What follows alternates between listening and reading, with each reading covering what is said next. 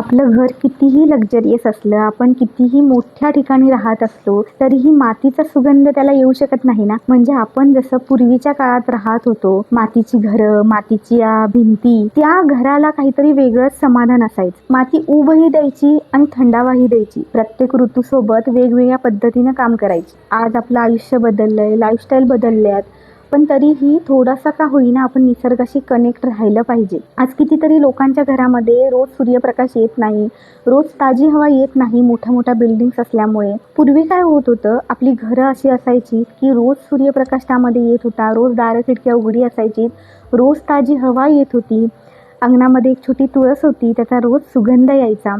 ह्या सगळ्या गोष्टी लक्झरियस नसल्या ना तरी ही थेरपी आहे जी निसर्गाने आपल्याला दिली आहे. आणि ह्याच्याशी आपण डिस्कनेक्ट झालो ना तर आपण स्वतःशी डिस्कनेक्ट होतो.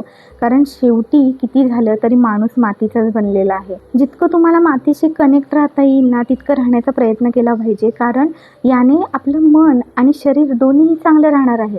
रोज सकाळी किंवा संध्याकाळी अनवाणी पायाने मातीत चालण्याचे फायदे खूप आहेत.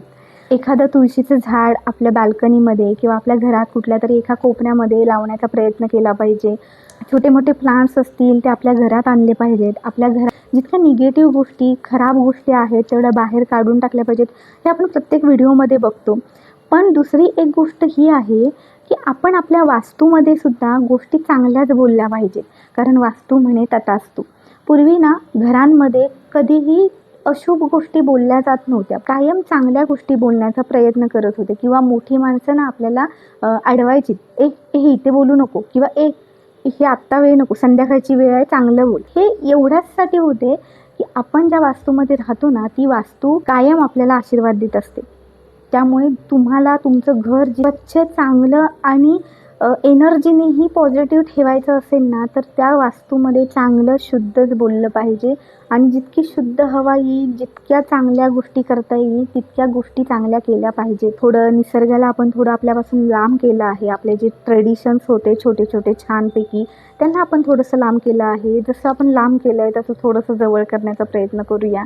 आणि थोड्या ज्या जुन्या पद्धती होत्या त्या कशासाठी होत्या, काय होत्या हे जाणूनही घेऊया आणि त्या फॉलो पण करूया. कारण आपलं ट्रेडिशन हे आपल्या मनाशी आणि शरीराशी दोघांशीही रिलेटेड आहे.